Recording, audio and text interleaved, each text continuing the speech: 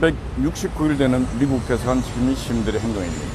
지금 대한민국을 보면은 선과 악의 마지막 싸움터, 정의와 불의의 마지막 싸움터, 그 고비를 지금 넘고 있는 시기가 아닌가 그런 생각이 듭니다. 그나마 또 한편으로 종교적으로 보면은 하나님께서 이 땅에 마지막 기회를 주셨다.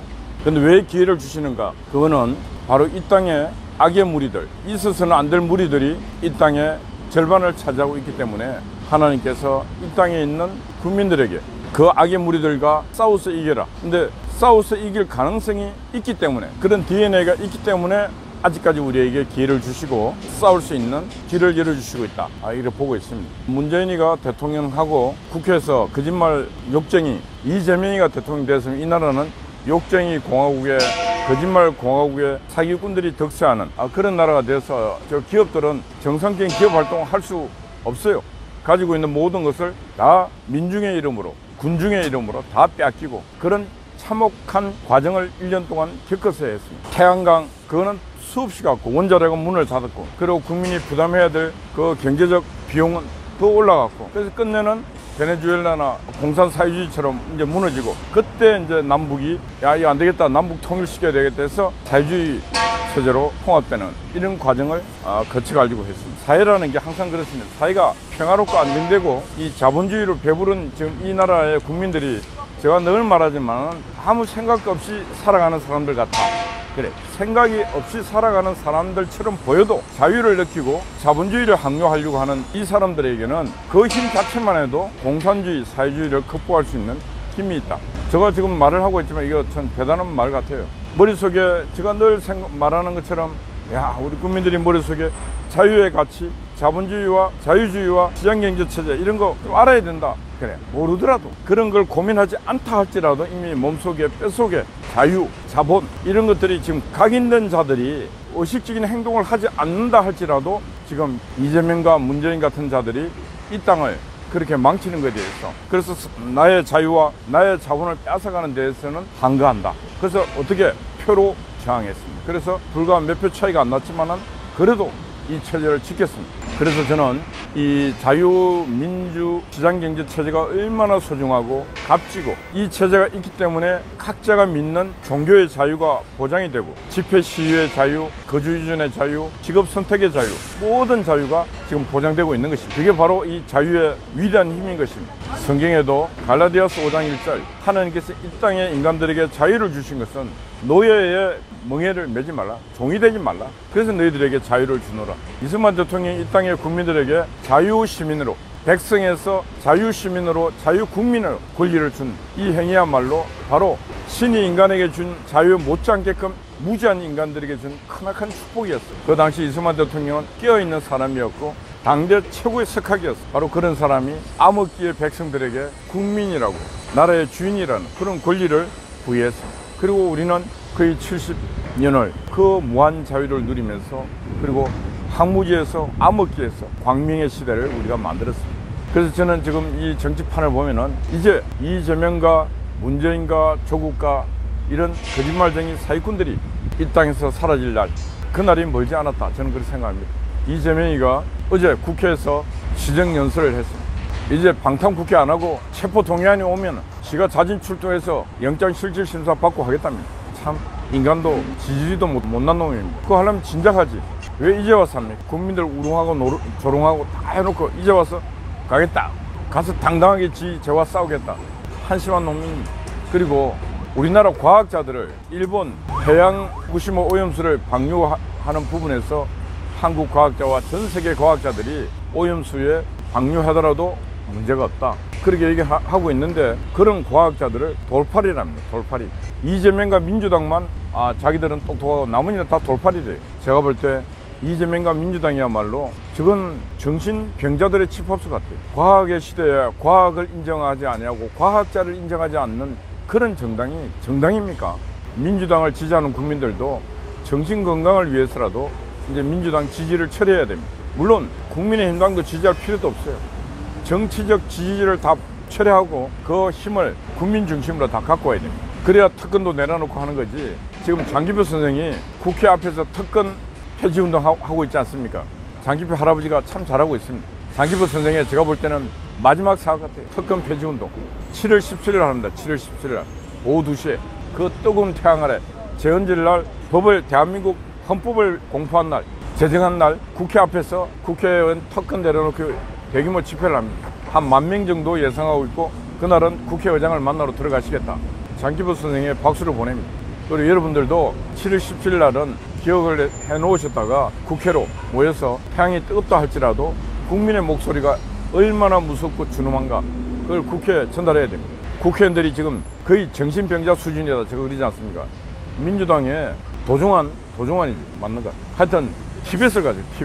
티벳을 왜 갔냐? 고통받고 있는 티벳 라마교 그 스님들을 만나러 간 게 아니고 중국 지금 시진핑이가 깔아놓은 문화행사에 갔습니다. 지금 달라이라마 그 티벳의 정신적 지도자 달라이라마는 인도로 망명정부를 세워서 언젠가 티벳의 독립을 꿈꾸고 있는데 거기 가고 춤을 추는 놈들이 그게 제정신입니까? 그리고 얼마나 많은 티벳 성녀들이 가혹하게 압제되고 인권이 유린되고 종교의 자유가 말살되고 그런 시대를 지금 겪으면서 그 라마성들이 티벳의 독립을 위해서 싸우고 있는데 거기 가고 춤을 추는 놈들이 그게 제정신이냐고. 티벳은 1950년 중국 공산당이 탱크고 다 밀고 가고 그냥 티벳을 그냥 점령을 해버렸어요. 티벳과 티벳인들의 국가도 빼앗아버리고 자유도 빼앗아버리고 그들의 국교인 라마교 종교도 빼앗아버렸어요. 잔인한 인간들입니다. 공산주의자들은. 그런 데 가서 춤을 추고 지금 갖는 저 민주당 국회의원들이야말로 시대의 천응아들이고 지체자 그런 인간들을 우리가 국회에서 국민인의 세금으로 온갖 특혜를 주고 있다는 것은 이 나라 국민도 심각한 문제. 그리고 특히 민주당 지지자들 도종환이 뽑았던 놈들 보다 거의 한 7명이나 10명 같다는데 정신 차려야 됩니다. 정신을. 언젠가 내가 하는 이 행위에 대해서 뭐 사는 대로 살다 가면 되지. 여러분들은 살다 가면 됩니다. 그러나 반드시 잘못된 행위에 대해서는 심판을 받게 되어 있습니다. 누가?